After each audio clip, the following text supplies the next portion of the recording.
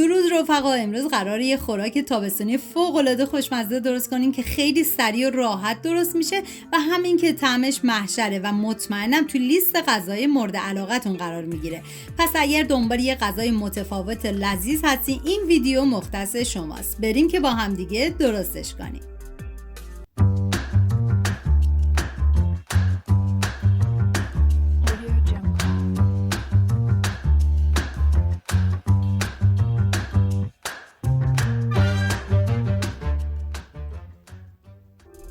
ما نیاز به 4 عدد بادمجون داریم که باید اول پوست بادمجون رو بگیرید و بعد به صورت مکعبی برش بزنید و بعد به هر روشی که راحت هستید تلخی بادمجون رو بگیرید. من بعد از اینکه برش زدم داخل یه ظرف ریختم و مقداری آب بهش اضافه کردم، نمک ریختم و به مدت نیم ساعت میذارم کنار و بعد از اون از آب خارج میکنم، خشک میکنم.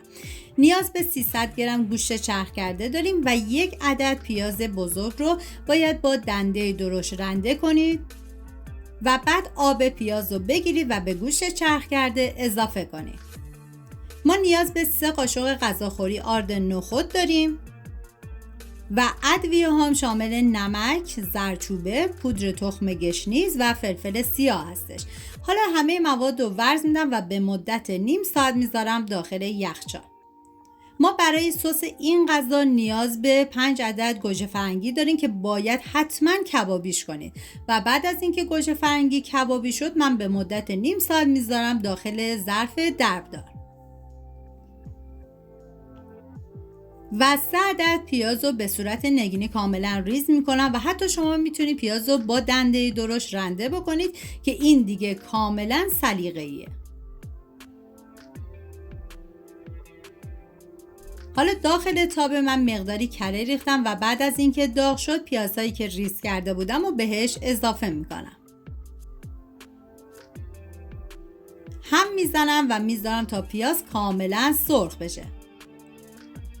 حالا توی این فاصله میریم سراغ گوجه فرنگی ها. ببینید زمانی که گوجه فرنگی رو داخل ظرف یا نایلون میذارید پوستش به راحتی جدا میشه.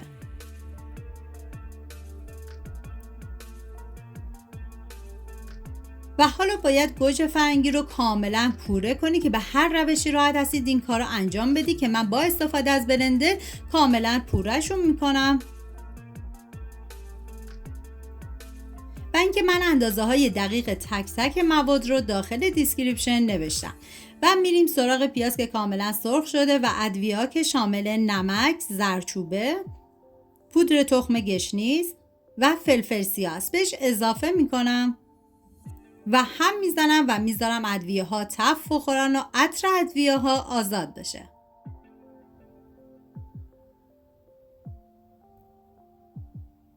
و حالا 1 قاشق رب گوجه فرنگی رو به پیاز اضافه میکنم، هم میزنم و میذارم رب تف بخوره و رب رنگ خودش رو باز کنه. و گوجه فرنگی پوره شده کبابی رو به پیاز اضافه میکنم و هم میزنم و میذارم یه تفت مختصری بخوره و بهتون پیشنهاد میکنم که این غذای فوق‌العاده خوشمزه رو درست کنین که مطمئنم هر کی بخوره عاشقش میشه. و حالا 2 لیوان آب به این مواد اضافه میکنم و میذارم به مدت نیم ساعت این سس بپزه و جا بیفته.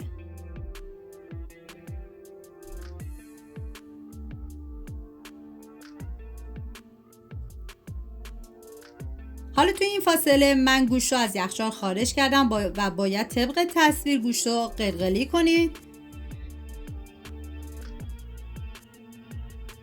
اگر از غذاهای تکراری خسته شدین این غذا بهترین گزینه‌ایه.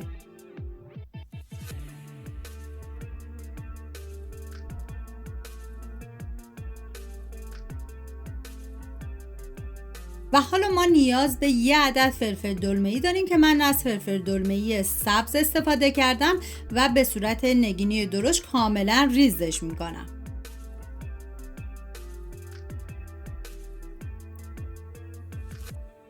و برای مرحله بعد ما نیاز به پیاز ریز داریم که من از 14 عدد پیاز استفاده کردم و نیاز به گوجه ریز هم داریم که من از 13 عدد گوجه استفاده کردم.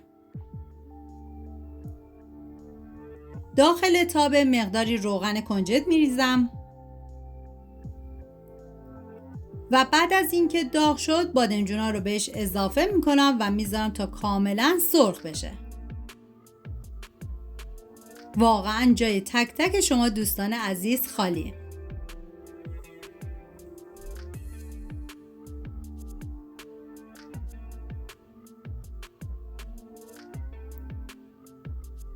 و بعد از اینکه بادمجون سرخ شد من از روغن جدا میکنم و حالا گوشت قلقلی که آماده کرده بودیم و داخل همون روغن سرخش میکنم.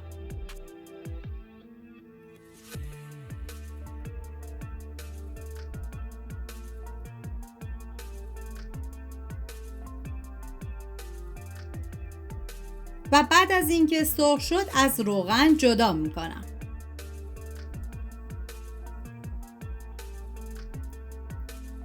حالا من سس از داخل تابه خارج کردم و اول گوشتایی که سرخ کرده بودیم رو میریزم و بعد پیاز، گوجه ریز، فلفل دلمه‌ای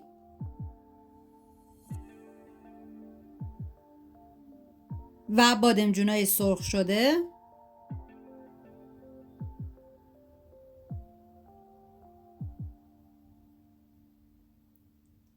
و حالا سسی که آماده کرده بودیم و میریزم روی این مواد.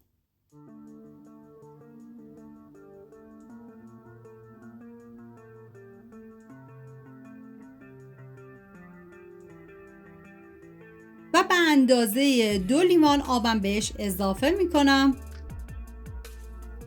و میذارم به مدت 40 دقیقه کاملا بپزه و جا بیفته.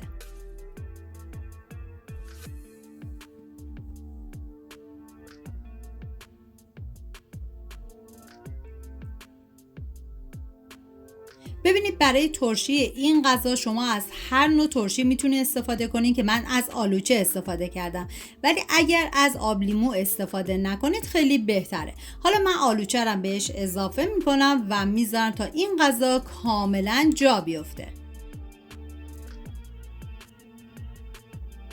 یه هم میزنم و بعد از اون زمان میدم.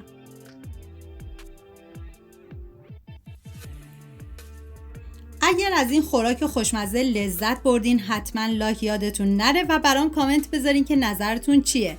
اگر هنوز عضو کانال نشدی خوشحال میشم سابسکرایب کنین و زنگوله رو بزنید تا ویدیوهای بعدی رو از دست ندید. ممنون که تا آخر ویدیو همراه من بودین. تا یه خوشمزه دیگر، بدرود.